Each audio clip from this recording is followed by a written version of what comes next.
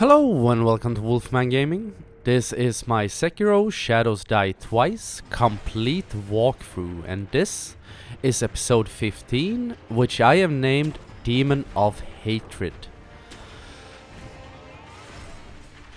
And in the last episode I talked about that when you defeat the divine dragon and get his gracious gift of tears, this game will move on into its third phase, and this is what that phase looks like.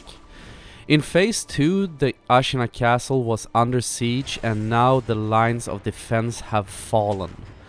So this place is in full-on war. Wherever you look, people are engaged in combat, buildings are burning, and everything is pretty fucking hostile. So what we are gonna do is we are gonna stay out of this conflict and get the hell out of this castle. Move over to this kite and grapple onto it, and it will transport you out into the Ashina outskirts. Because once again, all the sculptor's idols in Ashina castle, but this time also in the outskirts, are locked. And we are going out here to take down the Demon of Hatred boss, as I said. And this boss is completely optional. You can just ignore him if you want to.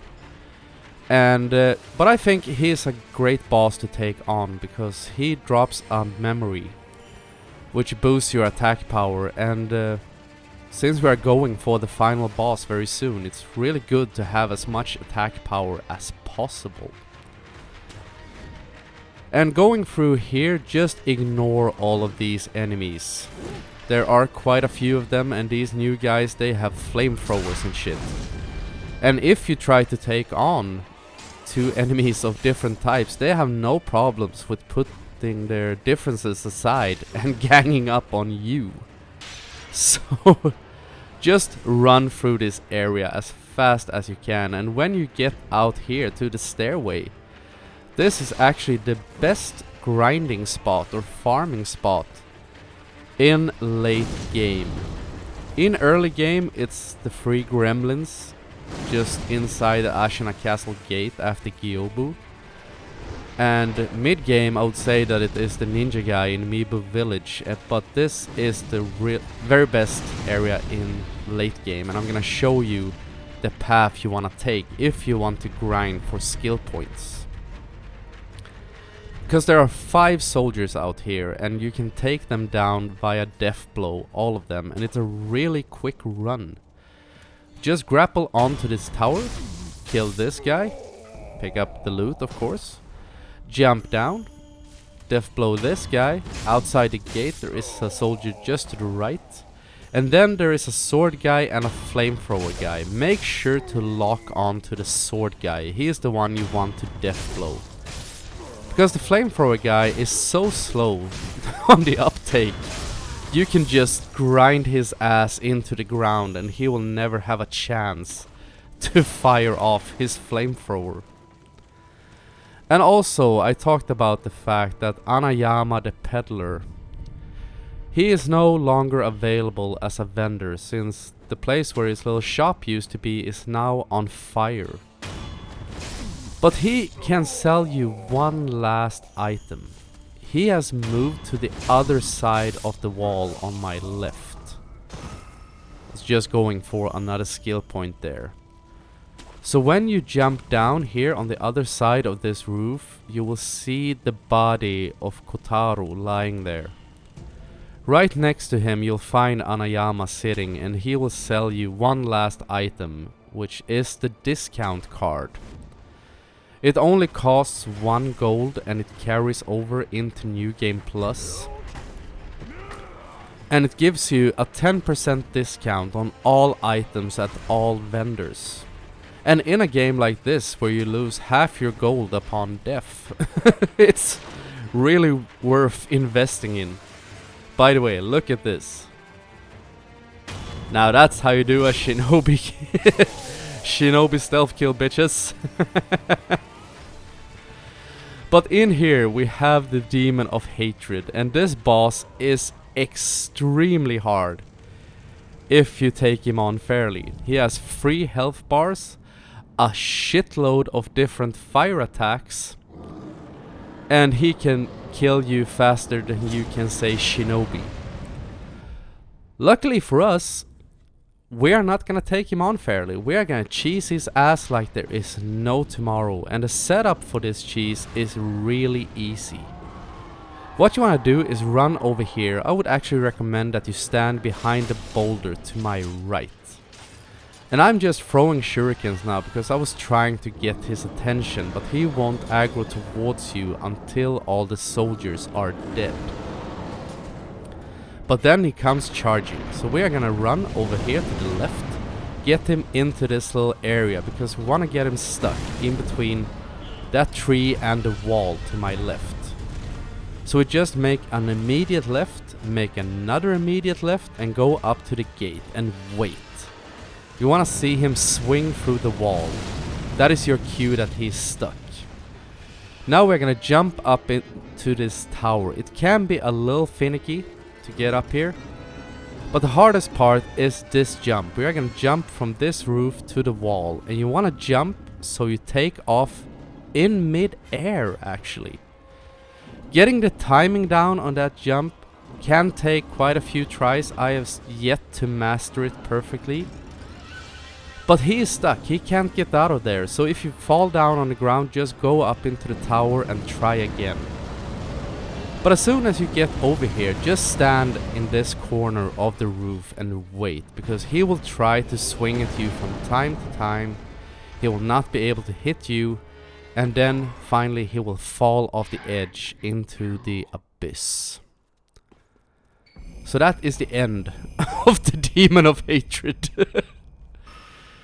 And the Demon of Hatred, he said as he died, "Wolf, thank you." By the way, you're welcome. He is actually the sculptor. Because the sculptor has been struggling with an inner conflict, trying to not be consumed by anger and hate, and finally he lost that battle and turned into that giant, overgrown, fiery orangutan. So consider that a mercy killing. We have put him out of his misery, and now he can rest peacefully and not stalk old battlefields anymore.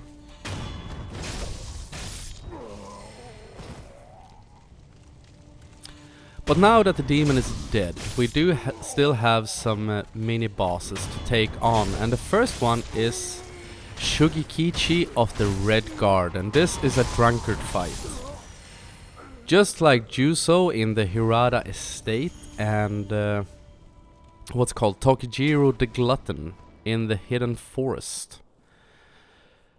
But before we take him on, we are gonna go up here and hug this wall and wait for this soldier to move up to the doorway, and then he will start moving away.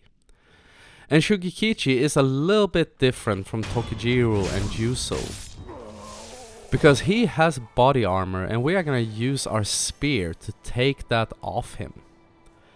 And here we just sneak, and the alarm guy will not notice you, and we kill him, and Shugikichi is just below. So make sure to equip the spear, because we are gonna thrust that in and yank it out twice, and that will pull off his armor and make him even more susceptible to damage. And also I like to buff with an Akko sugar just to make this fight go even quicker than it usually would. But we jump down, do a death blow, equip the spear, thrust it in, pull it out, thrust it in, pull it out. There goes the armor. Follow it up with a mortal draw, dodge whatever shit he tries to do. Go in, do another mortal draw. And he is dead. If you're having a little bit of trouble doing a quick kill like I did, lure him out through the gate to the stairway right there. Because there are some enemies in here, and you don't want them to get involved in the fight. But if you lure him out onto the stairs, they will not notice you and they will not follow, and you can just treat him like Juso or Tokujiro and just run around him, bait and punish, and he should go down quite quickly. You saw like I did.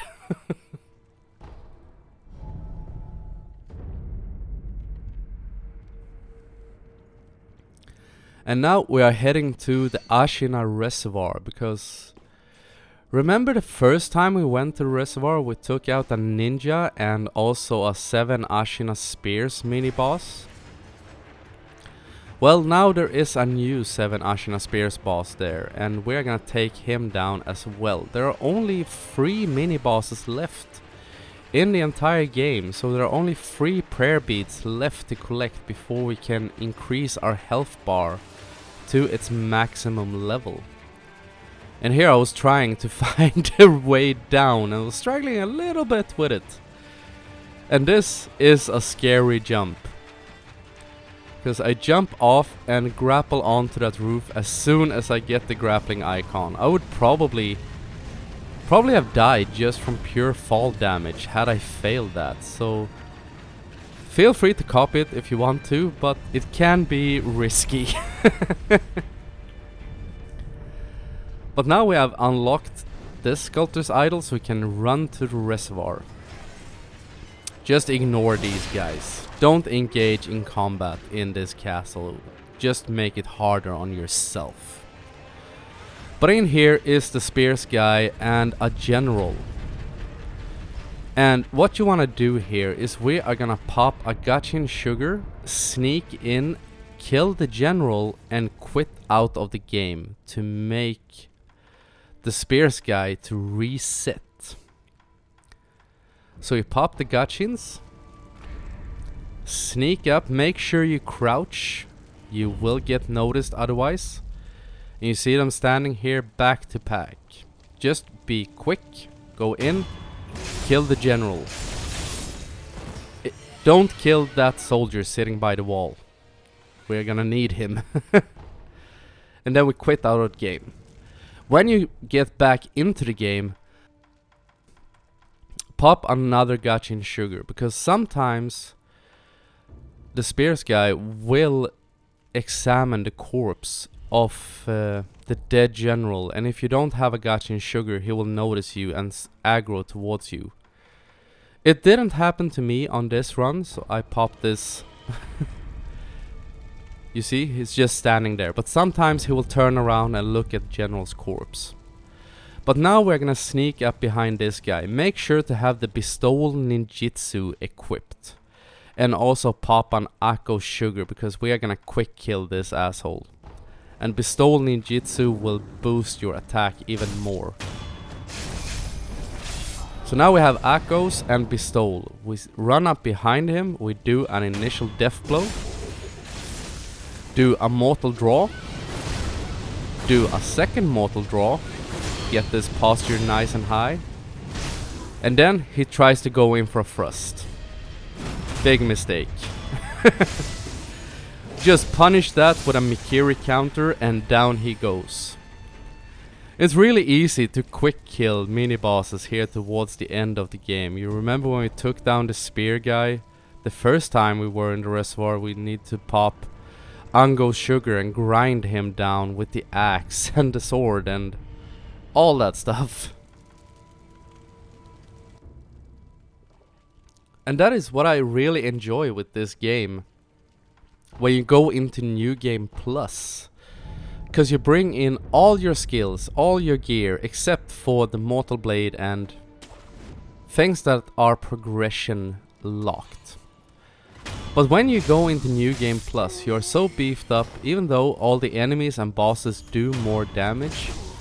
But going in with all your gear and the experience you have from beating this game once, you can just tear shit up and have a hell of a fun time doing so. Because at the beginning of this walkthrough, and I think a lot of people do at the beginning of playing this game, you do a lot of guerrilla warfare. You jump in, you get a few kills, you run away, you wait for them to de-aggro. But in New Game Plus, you can basically go through this game like the Angel of Death and just plow through enemies. You can still die, of course, You are not in any way invincible, but you almost feel like it.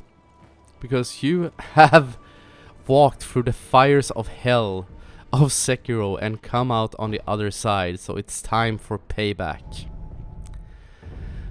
But now we are going back to the dilapidated temple, because we are gonna move to Hirada Estate. The alternate version of the Hirada Estate that we unlocked in, well, it's episode 13. And I'm gonna spend some money and materials on upgrading my shurikens. You absolutely don't need to do this. This is completely unnecessary if you don't want to. I just did it because the next mini-boss we're gonna take on, we are gonna use shurikens a lot. And I don't think there is really that much of a difference in between regular and gouging top that I unlocked. But it just felt better, you know? But regular shurikens is a completely viable, what should you call it? Tool to bring into that fight. You do not need the gouging top.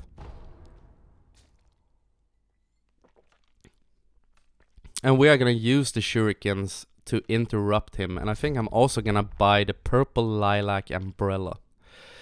That, on the other hand, is really good to get.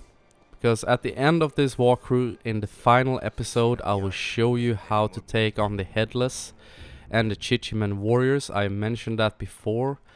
And to take them on, you need the purple lilac umbrella. So go for that upgrade before you start going for shurikens or anything else.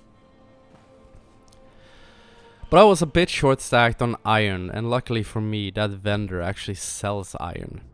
So we can go down and we unlock the purple light, or Phoenix lilac umbrella is what it's called actually. My bad. But now that all that is said and done, I'm gonna equip the gouging top instead. As I said, you can go by just using the loaded shuriken. You do not need to use that. But I'm gonna go out here and rest and use up the rest of my money, all 300 gold I have left. Spend that on spirit emblems. And make sure that you have just gotten a skill point going into this fight, because this Lone Shadow Masanaga, the spear bearer, is gonna make another appearance, and he has a few new tricks up his sleeve. But here we are at the Hirada Estate. And his attacks, he has a jumping downwards kick, which will lead into a sweep, perilous sweep. Just jump over that sweep and punish it with Ichimonji double. He has a double roundhouse kick, which leads into a perilous thrust kick, which we punish with Mikiri counter and follow up with Ichimonji double. And the reason we want the shurikens going into this fight, sometimes he will back up and try to whistle. Always interrupt that move. This is super important, because if he manages to whistle, he will summon in 3 wolves, which will join the fight, and it will make this fight a lot harder.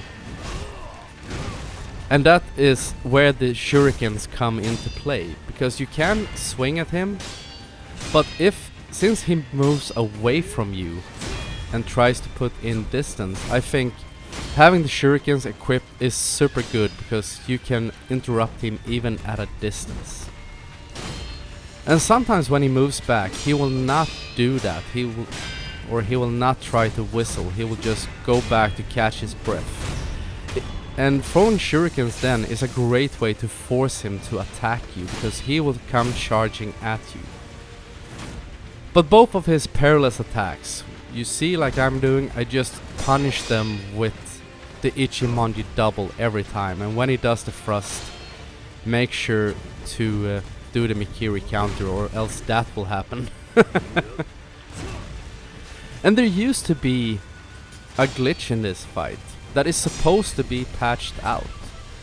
Because the staircase I came running up leading into this fight, if you make him follow you out there and lure him down the stairs, he will get to a point where he de-aggroes and tries to walk back into this little boss room. And if you moved up around him then and just started swinging away at him, he would not aggro towards you. You can just stand in front of him and grind him down. And the weird thing is, as I said, I think that is something they patched out, or were supposed to patch out, in patch 1.03. But that glitch has actually happened to me post-patch. So if you're struggling with this fight, try it. Kite his ass down the staircase, make sure he doesn't summon in the wolves. And when he starts to try and walk back up the stairs into this boss room, just move up around him and start swinging away. And see if you can pull it off as well. And if you do, please let me know in the comments. I'd really be interested to know if that strategy still works consistently post-patch. But now we have unlocked the Sculptor's Idol, so it's time to wrap this episode up. But I want to thank you very much for watching, and I will see you again in my next video. So until next time, this is the Wolfman signing off.